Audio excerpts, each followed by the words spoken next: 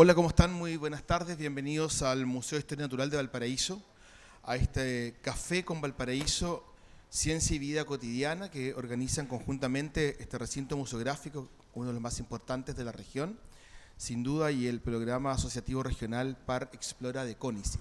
Quiero saludar a Loreana Rosso, directora del Museo de Historia Natural, y a Mabel Keller, coordinador regional del Par Explora.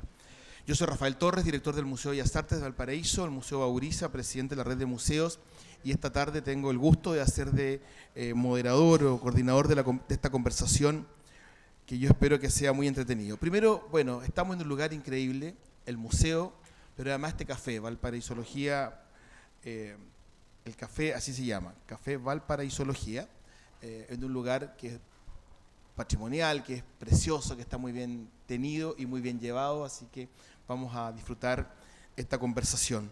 Me toca conversar con dos personas a las cuales yo tengo mucho cariño y mucho respeto por su trabajo, su trayectoria y su significancia para el quehacer académico del diseño y de la puesta en valor de la creación regional. Me refiero desde luego a Ángela Herrera, académica y coordinadora del Centro de Conservación de Textiles y Archivo Histórico de la Escuela de Diseño de la Universidad de Valparaíso, y Piti Palacios, diseñadora textil y docente de Duoc UC Viña del Mar. Son dos presentaciones muy modestas y que nos hacen justicia con el tremendo trabajo e importancia que tiene tanto Ángela como Piti. Son dos referentes. Uno no podría conversar, tratar de desarrollar el quehacer de la historia del textil, tanto desde la investigación, la puesta en valor, el levantamiento de información, como de la generación de una línea de diseño local, de significancia de materialidades, del nombre de Valparaíso en la escena contemporánea del vestuario y la moda chilena, como en el caso de Piti Palacios. Esta conversación se transmite vía streaming por el portal soyvalparaíso.cl. Queremos agradecer a soyvalparaíso.cl, el diario La Estrella, por esta oportunidad de acercar esta conversación que se hace desde el museo, que estamos en vivo, a la comunidad a través de la plataforma. Hay que aprovechar entonces las tecnologías.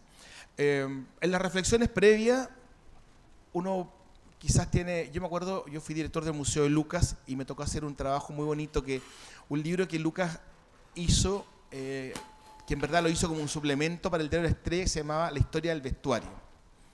Que es un trabajo precioso y donde alguna de las viñetas, por supuesto, mostraba al hombre como sujeto, podría ser el hombre o la mujer, o la mujer con el taparrabos, ¿no?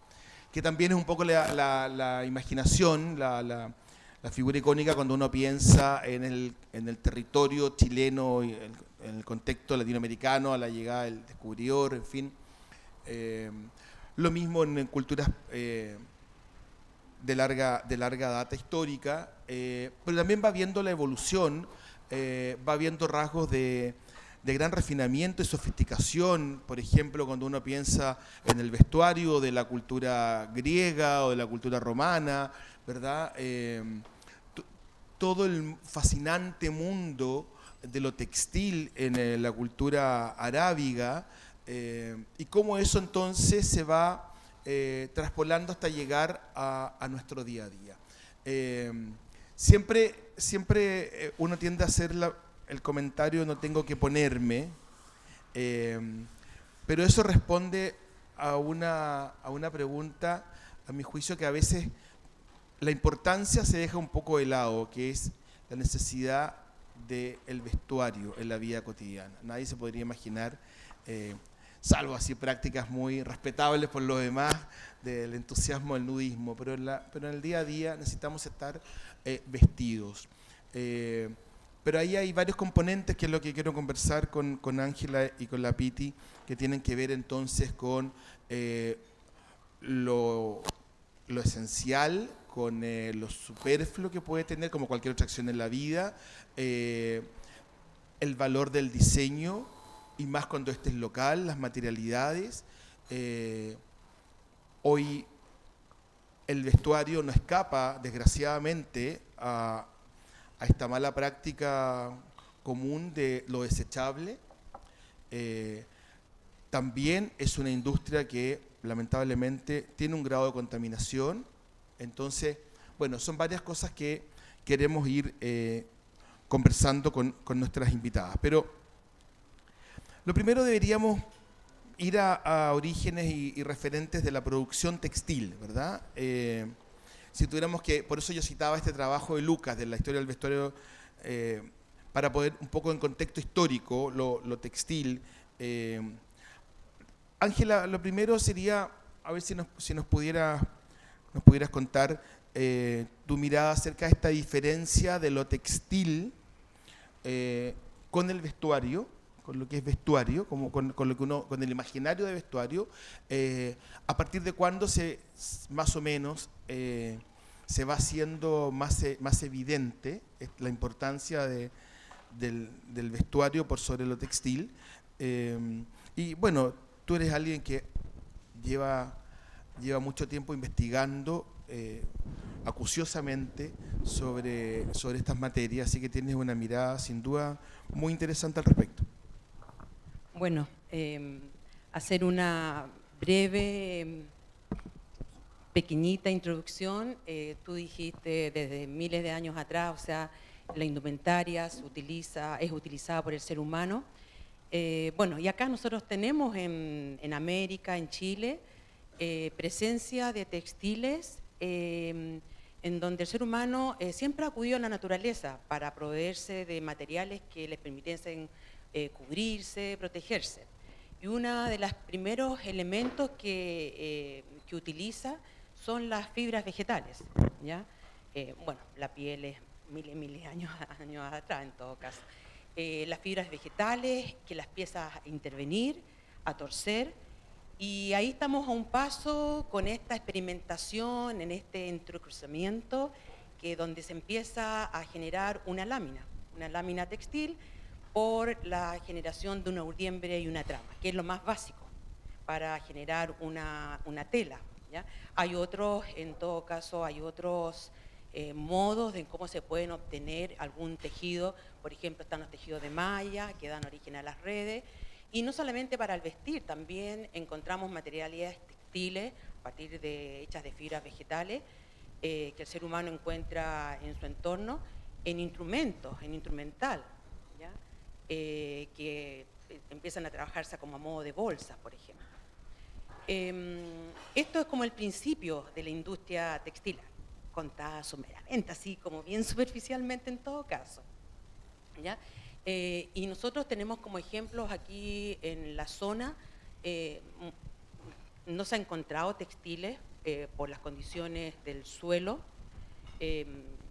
no lo permiten, pero en el norte de Chile sí que se ha encontrado, por la aridez del territorio, tejidos. Acá nosotros lo que hemos encontrado han sido elementos que dan indicios de la práctica productiva del tejido, que son las torteras. Las torteras son unos pequeños elementos que van dispuestos en el uso vertical, que se colocan a modo de contrapeso en la parte baja del uso, o también para dar estabilidad. Y con eso se puede hilar. Y ese es el principio. Tú empiezas a hilar elementos, pelos, lana, y de ahí ya comienza lo que es la producción ya más masiva, se podría decir, de tejidos para generar vestimenta u otro tipo de implementos, bolsos, esteras, etc. Oye, y a través de las investigaciones que tú has liderado, que llevas con tanto entusiasmo y profesionalismo, en Chile particularmente, desde más o menos cuándo tenemos aquí ejemplos claros de lo que tú estás señalando, estas tramas de la urdiembre, del vestuario, porque claro, tú decías algo que es muy interesante, que tiene que ver con el uso de fibras naturales, ¿verdad? Claro. Yo inmediatamente pensé en nuestro pueblo originario, en el caso local de Isla de Pascua, por ejemplo, o de la Araucanía. En el caso de Isla de Pascua pensé en las fibras, ¿verdad? Que ellos hasta el día de hoy todavía se usa, claro, para fibras y algunos materiales como plumas y el majute, la pedrería local. Y en el caso de los pueblos originarios, tanto del sur como del norte, ya derechamente van al hilado a través del del instrumento. del uso. Del uso, claro. Sí. Entonces, más o menos de cuándo... Bueno, o sea, aquí en la región nosotros tenemos, o sea, se ha encontrado incluso en los hallazgos de la Plaza O'Higgins, se encontraron textiles, pero todavía no, yo leí los informes y no están datados, ¿ya? Pero, por ejemplo, más hacia el norte se han encontrado las torteras a partir de la cultura Bato y Aconcagua, ¿ya? Y esos son los primeros testimonios que da indicios de producción textil aquí en la zona. En Isla de Pascua tenemos lo que es el trabajo del majute, que es el machacamiento de una fibra vegetal de la isla y que da origen a estas mantas, capas que se fabrican, ¿ya? También tenemos en Isla de Pascua el trabajo con plumas, que se trabajan como aplicaciones sobre un soporte base. Yo esta mañana conversaba en nuestra actividad con Marcela Kiefer, directora del Diario La Estrella, quien también nos acompaña por acá, acerca de esta actividad, y le decía que me parecía tan interesante lo que había hecho la organización Explora y el museo de juntar dos miradas que además tienen una raíz común, porque una de ellas fue profesora de la otra, ¿verdad? Pero las une la pasión por el textil, por el diseño, por el vestuario, por las cosas lindas y su recuperación. Entonces, y hablábamos de ti, Piti, en términos de cómo tú has logrado un sello de tu trabajo, de tu quehacer, tanto como diseñadora, pero también como académica, a través de la puesta en valor de materias primas nobles, de recuperación de oficios, de un trabajo que representa con fuerza y con un soporte teórico detrás una propuesta de moda y vestuario. Entonces cuéntanos un poquito cómo ha sido este camino. Sí, bueno, qué bueno que la Ángela habló sobre las torteras porque, bueno, para partir, para los que están acá acompañándonos y vía streaming, obviamente en la geografía nacional se encuentran los textiles más antiguos del mundo con la cultura chinchorro. Y lo más impresionante de eso, por lo menos que a mí me hace como mucho sentido de que nosotros tengamos como una tradición textil potente, es el hecho de que se sepa de que la cultura chinchorro tan antigua y mucho más antigua que las que mencionaste como las clásicas griega y romana, hayan podido hacer cestería, como dijo la Ángela, al nivel de fineza de poder portar agua. Ni siquiera lo puedo imaginar cómo en aquella época lograron llegar a ese nivel de tecnología.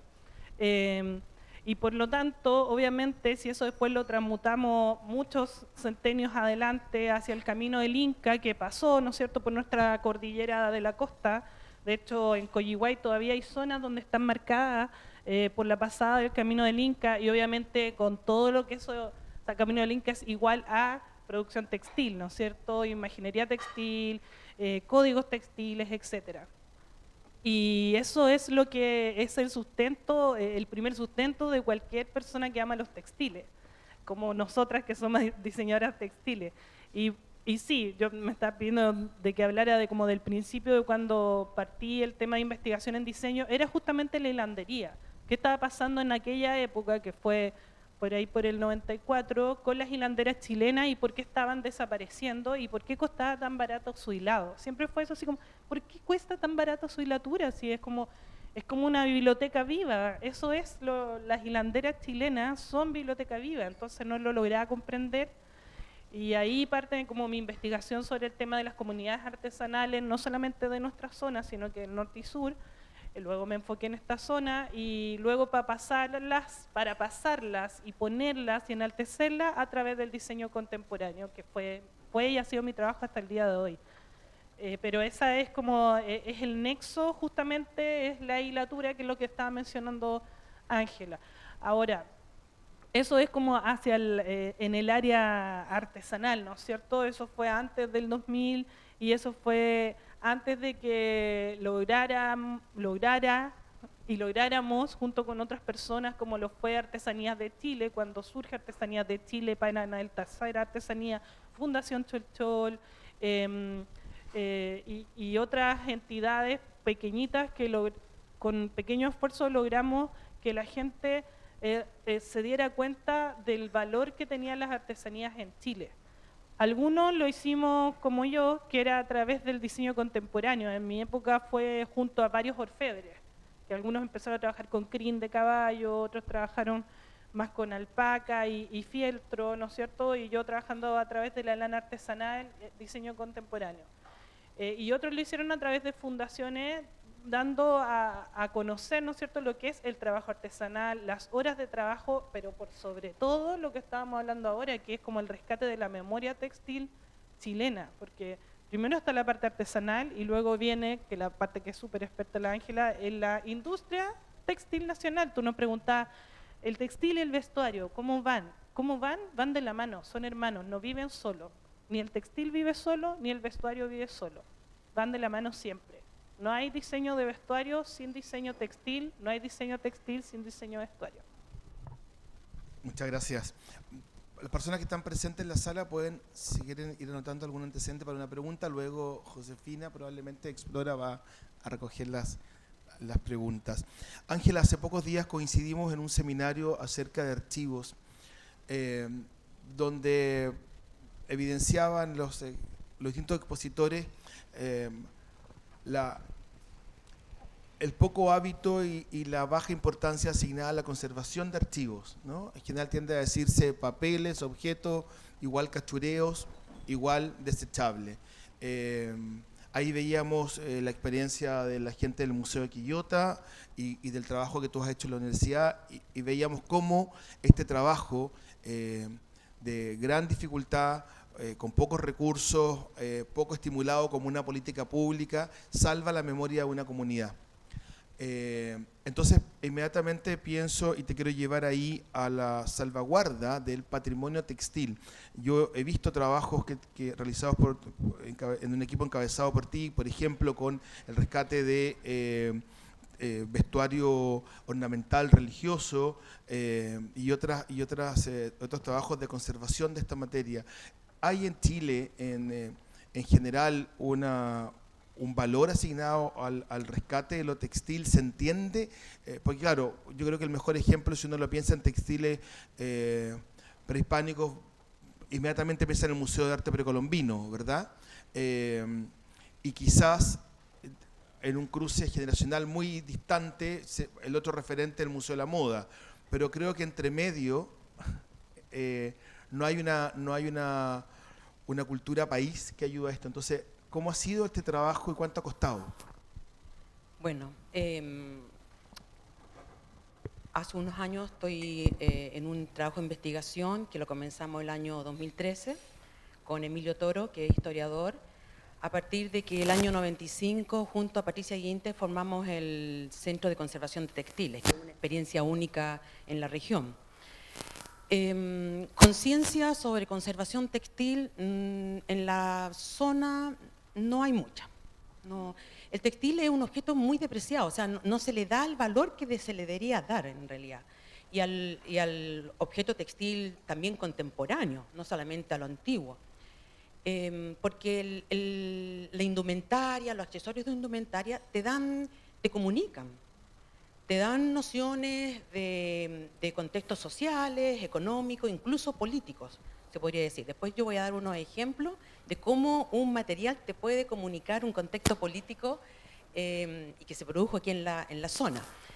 Entonces, comenzamos nosotros justamente el Centro de Conservación de Textiles con la conservación de vestuario litúrgico que estaba en desuso, producto del cambio de la rúbrica en la Iglesia Católica, y que era preservado en las iglesias de aquí de la región, la Iglesia de la Matriz.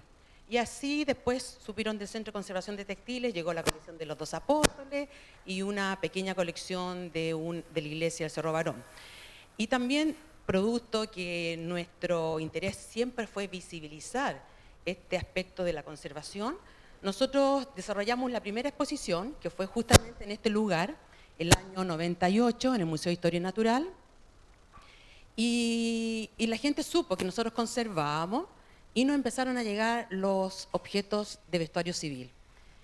Y la primera colección, que es la colección Moon Fluman, que es de una familia que vivió en Valparaíso, que es muy importante porque también es vestuario realizado acá, en Valparaíso, en que empieza a dar un contexto entonces de una industria textil.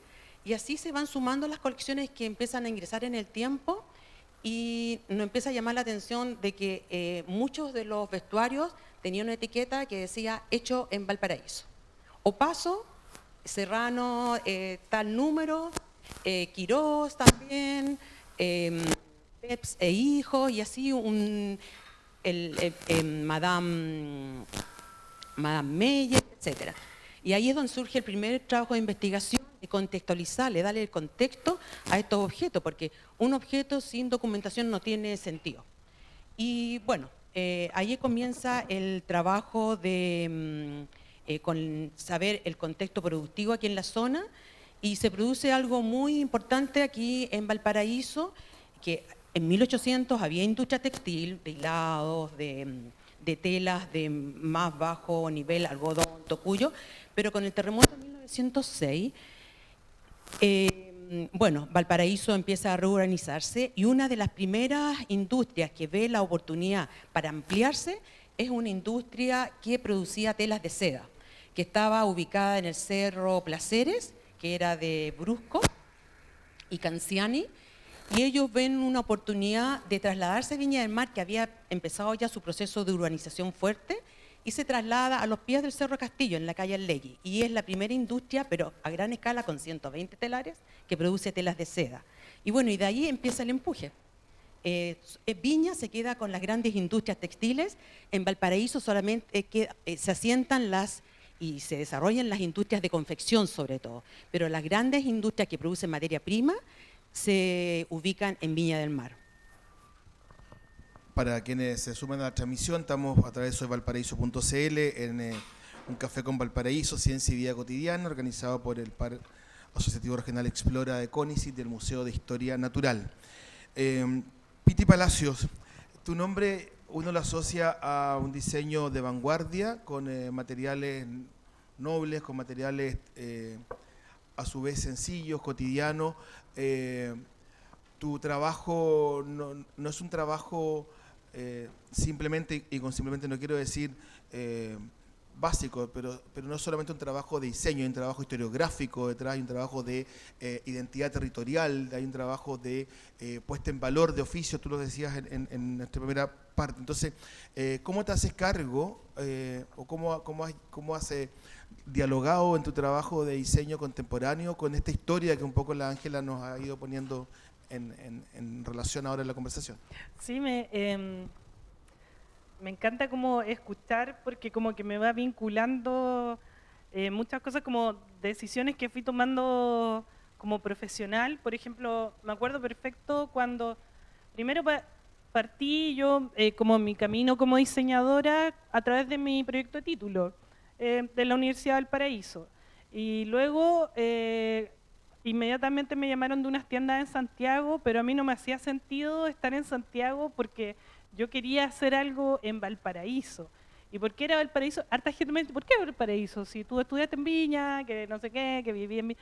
Y después, bueno, con el tiempo me fui dando cuenta que justamente como mi vinculación hacia la historia, ¿no es cierto?, de mi familia, estaba en Valparaíso, en el Cerro Mariposas, con mi abuela que trabajó en la Chilena Tabaco, y todas las historias que tienen que ver como hacia el pasado tenían que ver con Valparaíso, incluso la historia de mis papás, cómo se conocieron, este santiaguino de 14 años que llega a la escuela naval, y ve a esta porteña buena moza de ojos azules caminando por la avenida Alemania. Entonces todo como mi memoria histórica tenía que ver con eso, y ahí decido colocar la primera tienda de diseño de Valparaíso. Eso fue antes de ser nombrado Patrimonio de la Humanidad, así que obviamente traté de buscar algo cercano a los dos únicos restaurantes que habían cercanos, porque ya estaba La Colombina, que por cierto es la casa donde vivía la familia Moon, de la colección que mencionaba la Ángela.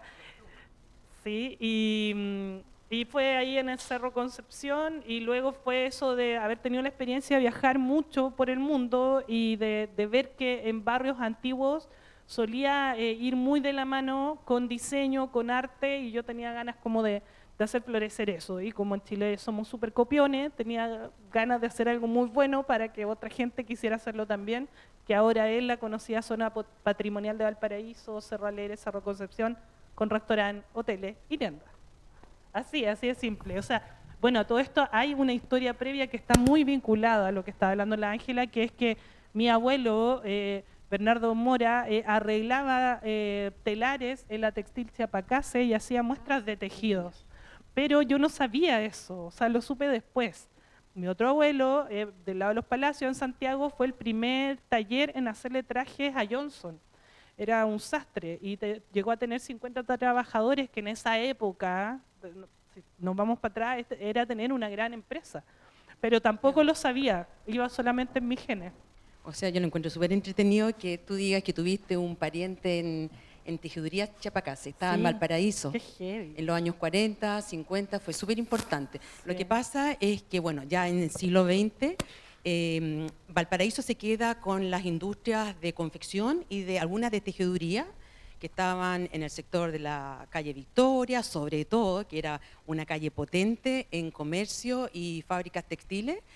Y Viña del Mar se empiezan a sentar las grandes industrias a gran escala, que generan materia prima, pero más o menos en el año 13 llega Brusco y Canciani, y de ahí sucesivamente, en los 40 se asienta Caupolicán, que tenía tejedurías y lavandería de lana y hacía paños en lana, y después está Textil Viña, Gratri también, Sedamar, y que empieza una producción potente, pero que va a generar, sobre todo a partir del año 60 hasta el 75, un sistema productivo textil.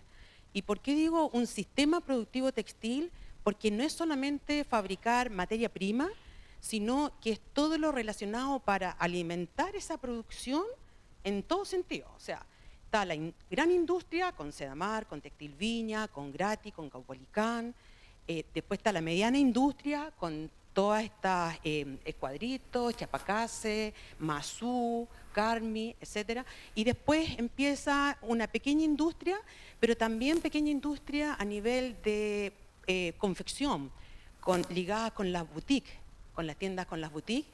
Y por ejemplo, ahí nosotros tenemos exponentes a Esther Jara, a Roberto Vázquez, al taller Unanue, que son súper importantes, pero también es un sistema porque se reconoce otras áreas que van a venir a alimentar a la industria, que por ejemplo en la parte formativa. El año 67 empiezan los primeros cursos de diseño con sede en Valparaíso de la Universidad de Chile, y ya el 76 salen las primeras diseñadoras textiles de la Universidad de Chile, que van a ejercer en la industria textil.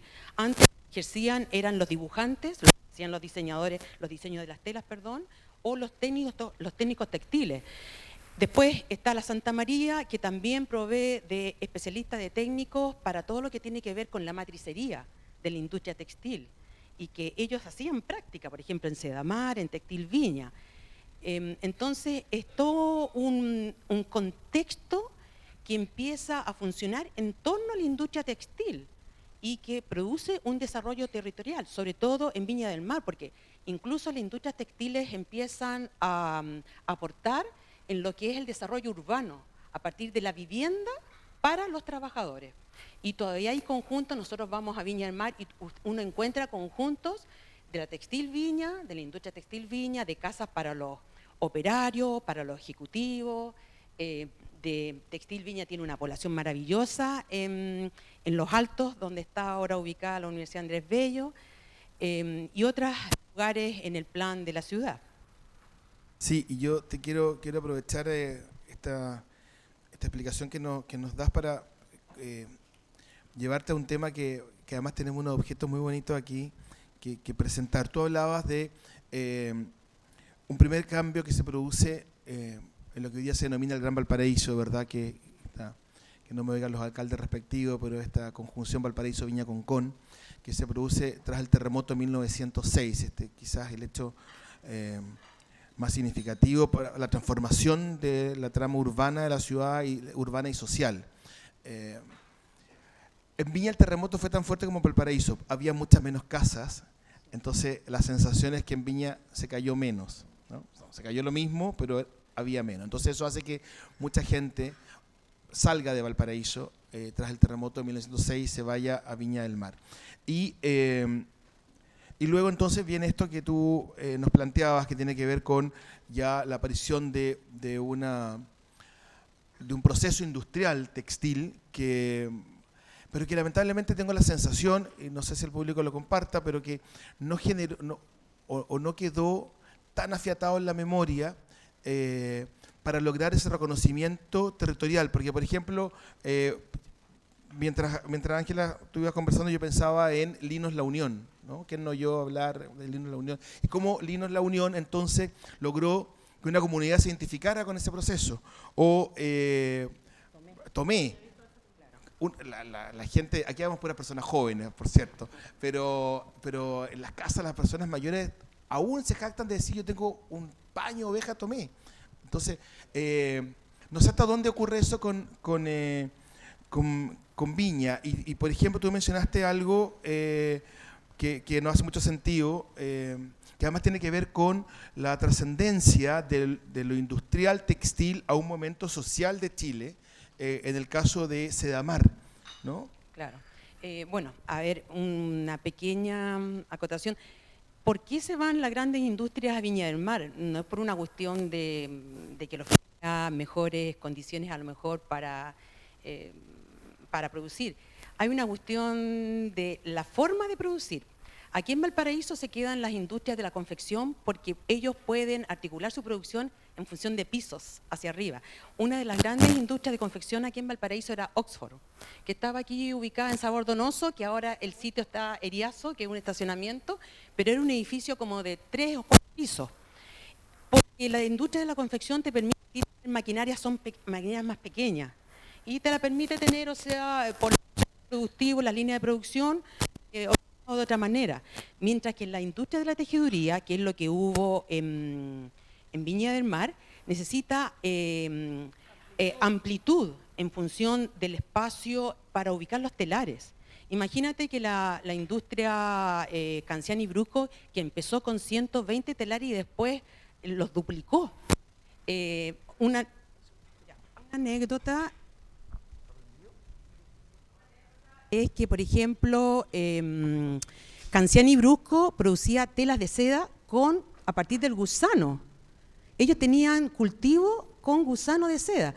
Y en una oportunidad, en el año 80, cuando yo estaba estudiando, acudí al Museo Fong y en una vitrina un señor tenía, que ya de estar fallecido en todo caso, el que estaba encargado de esa área, tenía unos gusanos vivos y con hojas de morera. Yo le pregunto, ¿y qué está haciendo eso ahí en la vitrina?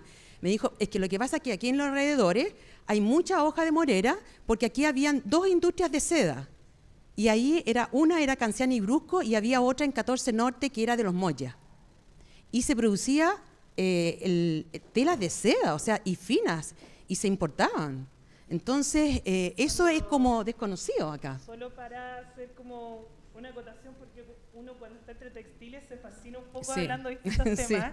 Sí. Y como para ponernos en contexto, la seda es un filamento natural que es de muy difícil producción hasta el día de hoy. O sea, hasta el día de hoy no existe producción masiva de seda en general. O sea, la seda parte en China, en secreto en China por miles de años, es producto de grandes batallas cruzadas, por eso la ruta de la seda. Francia se lo roba primero, hace una ciudad subterránea debajo de Lyon para poder guardar el secreto de la seda. Y eso, o sea, si lo ponemos en línea del tiempo, no fue hace tanto tiempo cuando Occidente se hace de la seda.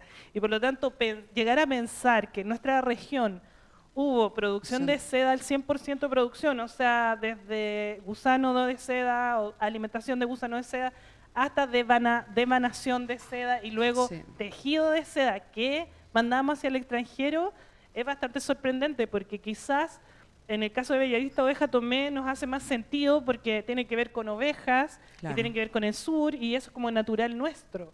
Pero en cambio un gusano de seda en producción acá es como una locura, es como darle nosotros al mundo lo que viene desde Oriente.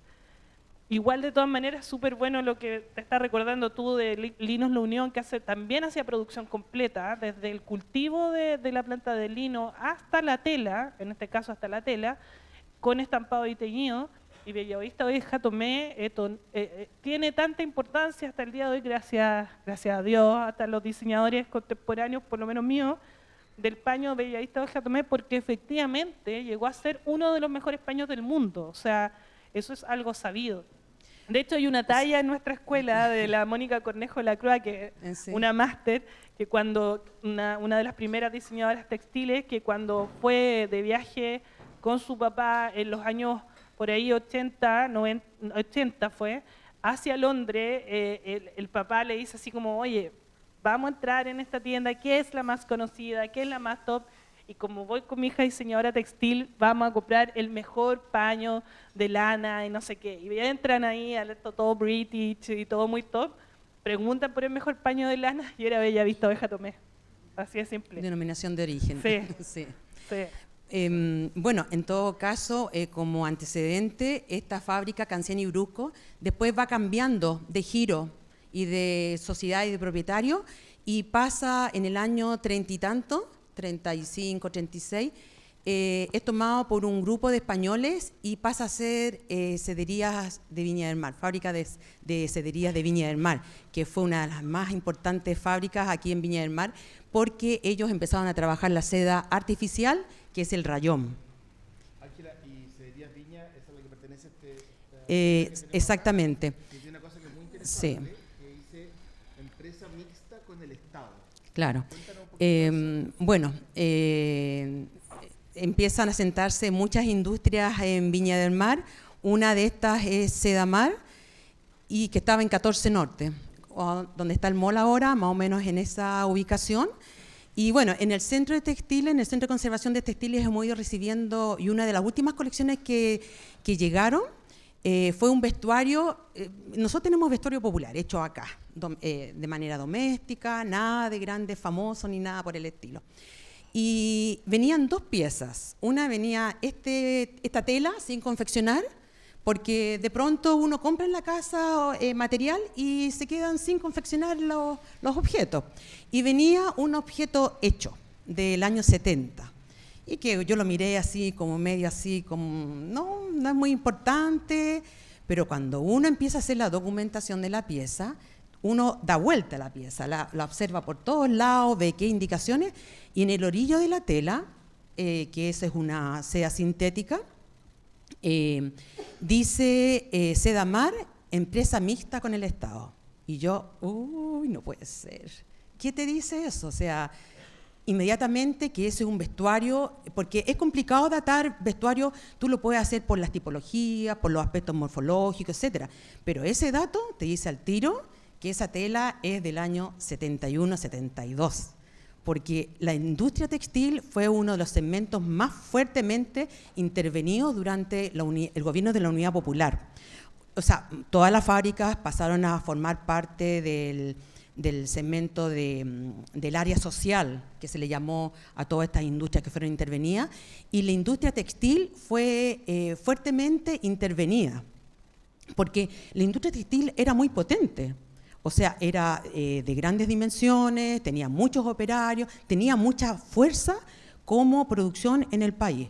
Entonces, esta tela dice aquí en el orillo, porque antes en las telas, ahora ya no se hace, es malo que no se haga porque así uno más fácil para datar. Sí.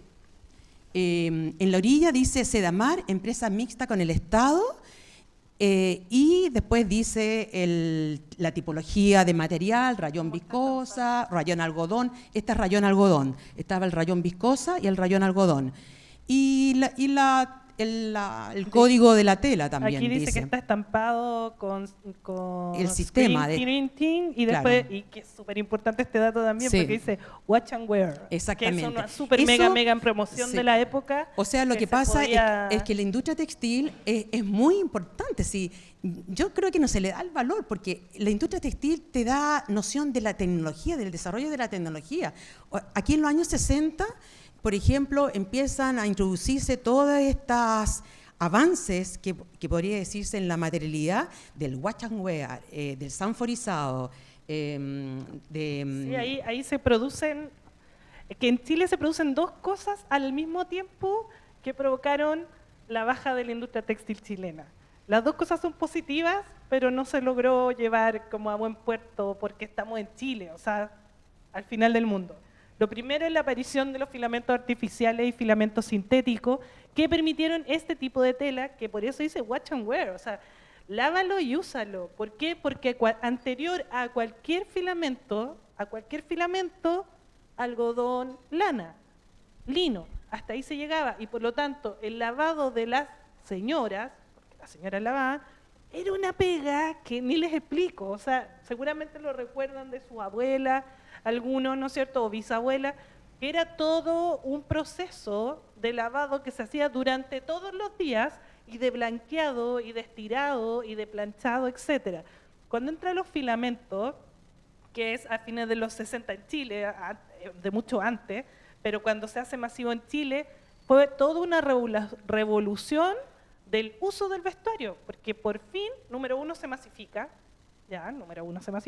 el vestuario, digo yo, porque es más barato. Número dos, las mujeres se liberan. Esta es como la píldora, así como los filamentos fueron como la píldora del textil, porque se liberan del lavado. O sea, que algo se lavara, no se desmanchara y lo pudiera sacar y se secara durante el día, o sea, era una cuestión, una locura. Y lo podíamos tener a la mano y era barato. Y luego eso hace conjunción, ¿no es cierto?, con lo que está hablando, con la parte política de la Unidad Popular y cómo se toman todas las empresas para el Estado, incluso el más importante en Santiago, que es Yarur Bascuñán, ¿no es cierto?, la industria de Yarur, que era una ciudadela completa con 2 colegios, un hospital, etcétera. Yarur Bascuñán se dio feliz su empresa al Estado, no hubo ningún problema. De hecho, hay fotos donde él aparece con Allende, contento, y donde salen las banderas, etcétera. Lo que pasa, tanto con los filamentos como con nuestra industria tomada por el Estado, es posterior. ¿Qué pasa posterior a esa felicidad? Posterior a esa felicidad, los filamentos se masifican y por lo tanto nuestra industria interna no logra luchar con Oriente, que claro, se viene como una revolución loca, ¿no es cierto?, de producción, y bajan obviamente las personas que quieren consumir estos paños, Bellavisto, Bejatomé. ¿Qué paño Bellavisto, Bejatomé? Chao. Hay todo un rango de tiempo donde la gente olvida la importancia de lo que es ese paño, para quedarse con la importancia de lo que es un abrigo. Por fin puedo tener un abrigo que se ve bonito, ¿no es cierto? Se ve bonito, con justo derecho, porque antes quizás no lo podía tener, si es que no me lo regalaban porque se había muerto alguien. ¿Me entienden? El costo era tan caro que era imposible tener para todo, en cambio luego se masifica. Lo mismo pasa después con la parte política, ¿no es cierto? Una cosa es que desde estas industrias que habían logrado tanto, incluso ciudadelas, como dijo la Ángela, en Viña, en Santiago, increíble, toda la zona industrial textil tiene poblaciones. Luego, no es lo mismo eso que los trabajadores organicen y administren una empresa de esa. O sea, Textil Viña, yo la alcancé a conocer claro, con usted, y todas esas empresas trabajaban 24/7 con turnos de día y de noche. La administración de una empresa así era muy compleja. Entonces ahí ya también baja. Y justo se nos hace la conjunción de las dos cosas, entre los filamentos y en nuestro caso Unidad Popular y después golpe militar, y entonces todo un desorden, ¿no es cierto?, de un día para otro, y ahí fue que la industria textil baja, porque la importancia del vestuario sí, nunca baja, ni ha bajado, ni bajará. El vestuario es parte de nuestro lenguaje. Bueno, hay dos elementos, o sea, son las fibras y los acabados, o sea, el wash and wear, el sanforizado son acabados, y por otro lado están las fibras, que es el orlón, el perlón, el algodón, la lana, etcétera. Entonces, las industrias textiles empiezan a comprar franquicias, porque todo esto, el sanforizado, el wash and wear, están registrados. Son procesos que están registrados por grandes industrias en el extranjero, y la industria textil en el año 60, 50, 60 empieza a comprar la franquicia y pasan a tener exclusividades. Por ejemplo, Textil Viña tenía los escoceses, la Sedamar tenía los algodones y el rayón, Gratil tenía también el algodón, tenía sus especialidades cada industria, Y ese fue uno de los componentes que hizo que durante la Unidad Popular, bueno, fueran intervenidas en el caso de la industria textil, a partir de que la producción fuera manejada por los trabajadores y que no se tuviera que pagar los altos royalties, ya que era un componente fuerte en el costo de las materialidades.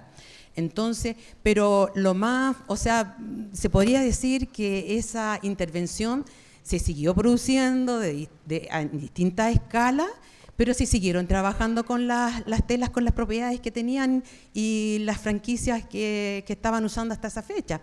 Textil Viña tenía una planta casi al llegar a 15 Norte y otra planta en 1 Norte, donde está ahora el Jumbo. Era inmensa esa industria, era de una gran extensión. Y es la última fábrica que cierra aquí en la zona, el año 98 más o menos. Antes habían empezado paulatinamente, ya en los años 80, empieza ya con la crisis textil, con el neoliberalismo aquí en Chile, con la introducción de las importaciones y también sobre todo de la ropa usada, que ya ahí generó la crisis ya total.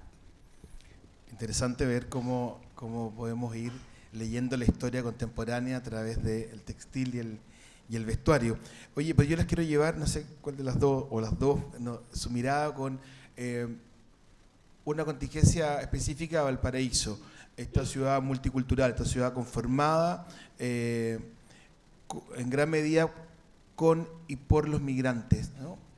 Hoy día, más que el tema ha vuelto a estar en la escena de la sociedad chilena, yo creo que es bueno que conversemos de ello. Valparaíso es un claro ejemplo de que la migración es buena, que la migración aporta y que como dice la lectura, hay que separar la paja del trigo.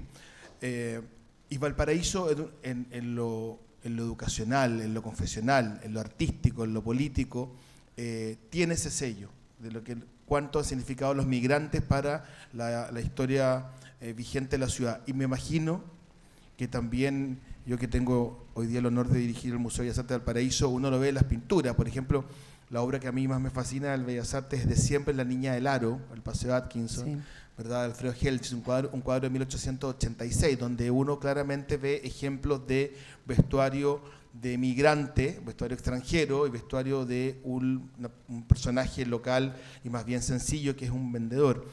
¿Cuánto ha influido en el desarrollo de lo textil y del vestuario local esta migración, esta aporte a la cultura? Bueno, yo podría hablar desde lo histórico, tú más de lo actual en todo caso. Pero puedo hacer sí, solo una pasada para sí, ti. Ha influido el 1000%, o sea, sí, la causa de todo lo que está contando la Ángela es que seamos una ciudad de mucha y continua influencia de distintas comunidades. Y de hecho, y que lo quería contar antes, pero lo aprovecho para la pasada a la Ángela, a mí me llama mucho la atención, como en mi historia familiar, de saber que mi abuela, que era una simple obrera, que llegó hasta cuarto básico de la compañía chilena Tabaco, tenía súper claro que una de las cosas que tenía que hacer todas las semanas era el traje de día domingo para sus hijas. Y en su cerro, que es Cerro Mariposa, Teniente de Pinto, a la salida del ascensor y todo, estaban las modistas y costureras para las familias. Y eso no se da en toda la ciudad de Chile. Eso se daba mucho más en Valparaíso. Porque nosotros teníamos colonia inglesa, colonia francesa, colonia italiana, colonia alemana, etcétera, y la influencia de esas colonias producía este vestuario como específico para ciertas festividades. Entonces, eso que fuera común para el común del porteño, porque yo por lo menos lo miro así, obviamente está influido totalmente por ser el puerto principal, no solamente de Chile, sino que de Sudamérica en esa época. Y aquí le doy la pasada totalmente con toda su investigación de las costureras de Valparaíso a la Ángela. Bueno, aquí, o sea, a principios de 1800, con toda esta oleada de inmigración, bueno, ellos tenían los contactos, las redes, y por eso también aquí empieza a llegar maquinaria. Actualmente nosotros tenemos 2 industrias que están totalmente vigentes, textiles. Una es Trenzaduría Viña, que está ubicada aquí en la Avenida Brasil, sigue activa, produciendo, y ellos son descendientes de italianos.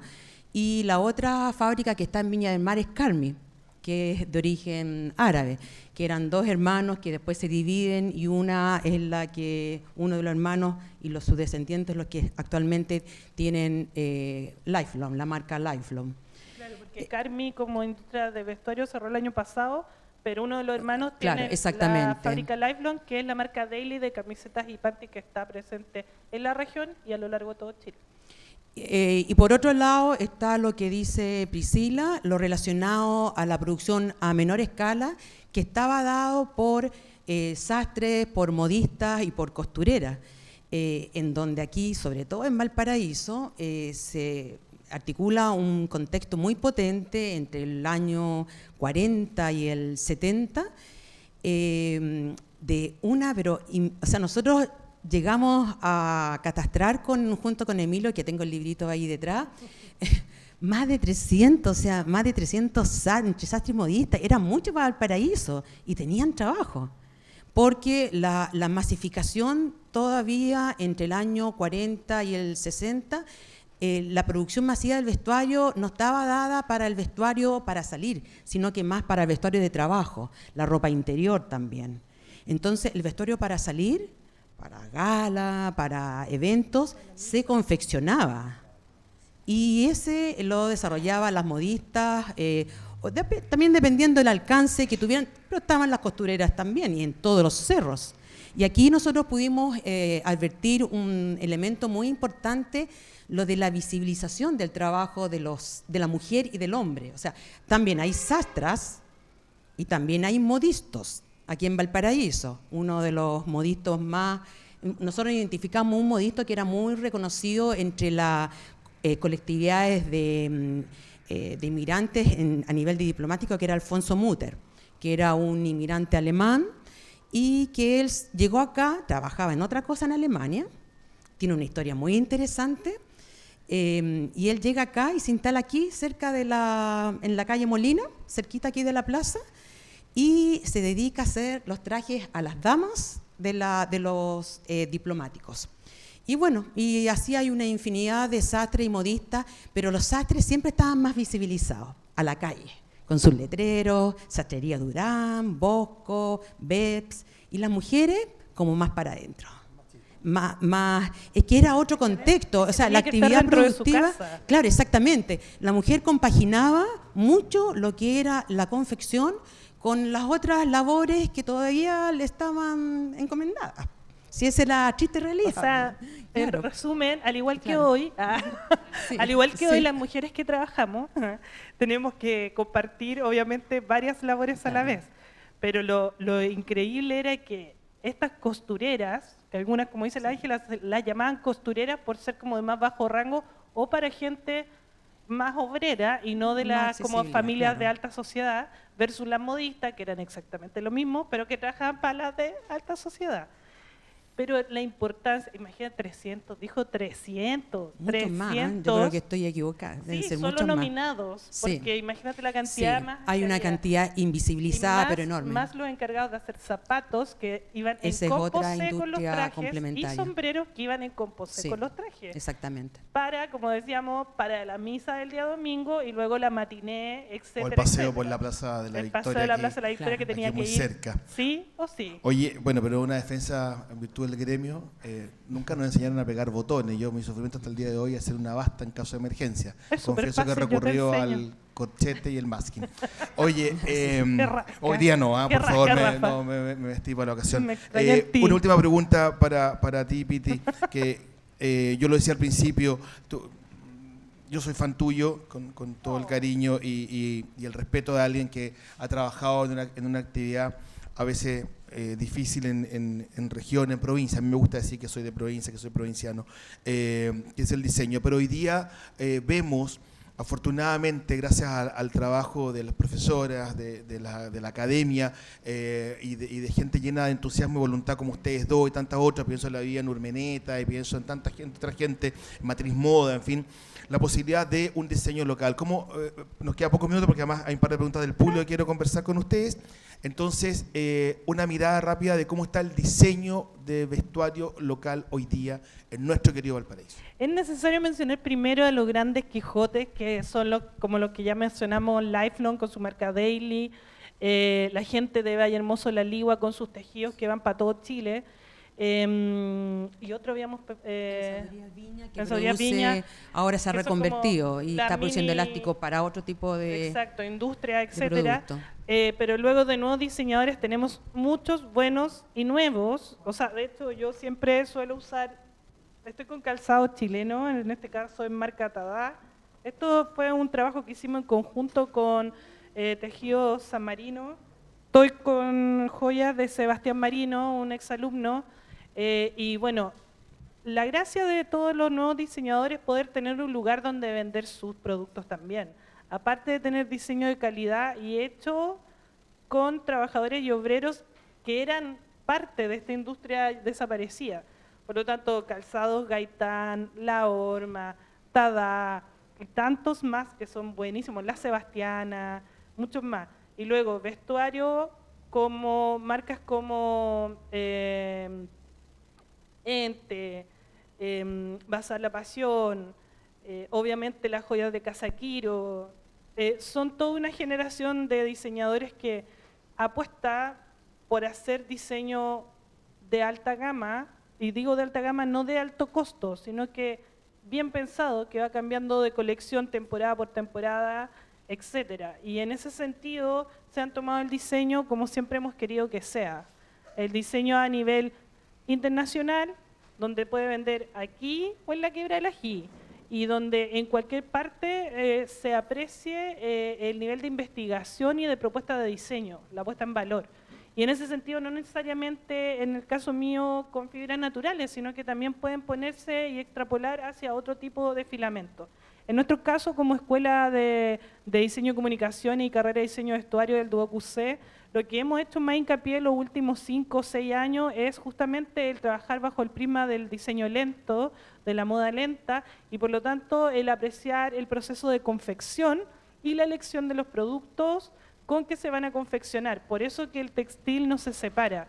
Y si te fijas bien y haces un recorrido por Instagram, las marcas que han logrado hacer sus diseños a través de nuevas formas de estampar, nuevas formas de bordar, nuevas formas de reconstruir telas para construir sus diseños, son las marcas que se están quedando en la retina de las personas. Y no como fue un poco en los años 80 y 90, que costó mucho porque no había dónde comprar tela, qué hacer, y se quedó como estanca la creatividad en la parte textil. Esta vez está unida, está de la mano, está fuerte y se puede ver en Pasarela Valparaíso. La pista está llena de entusiasmo, pero nos quedan muy pocos minutos. Ángela, muy cortito, ¿cómo funcionan las torteras? Nos pregunta alguien aquí en la... Las torteras. Sí, su mecanismo y funcionamiento. Así. Es un elemento muy pequeño que tiene un orificio, el uso es un elemento vertical, puede ser de madera, alargado, y la tortera se introduce por el orificio hacia el uso y comienza a hilar. Es que eso es lo que pasa, que es súper complicado hilar. Yo nunca he hilado, nunca pude hilar.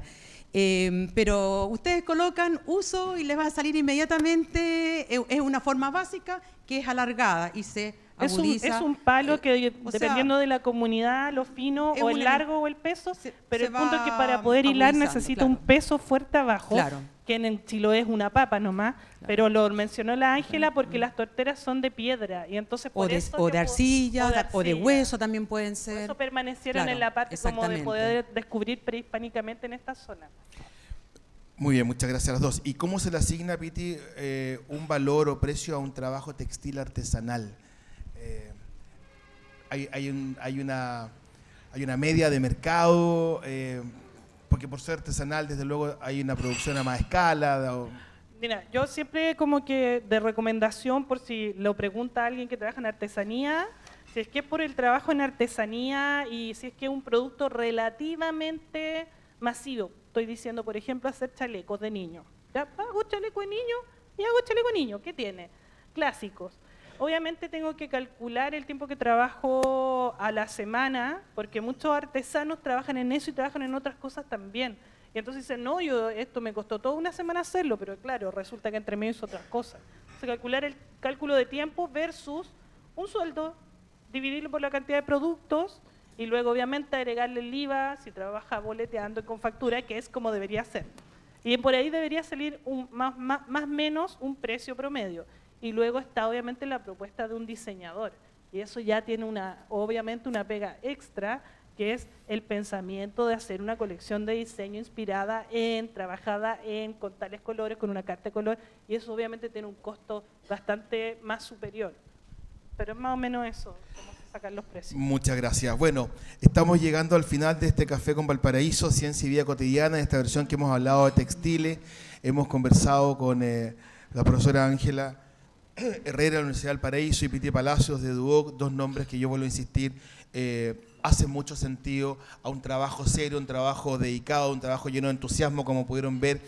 Podríamos conversar 2 horas más con ellas fácilmente, pero bueno, ahí para Explora, a cargo de Mabel Keller, el Museo de Historia Natural, muchas gracias a soyvalparaíso.cl, al Teatro La Estrella, su directora Marcela Kiefer, alguien a quien le importa mucho estos temas de cultura, y hoy día en que los medios se cierran, pucha que es importante contar con un medio dispuesto. Muchas gracias, hasta una próxima oportunidad, y gracias al Café Valparaísología del Museo de Historia Natural de Valparaíso.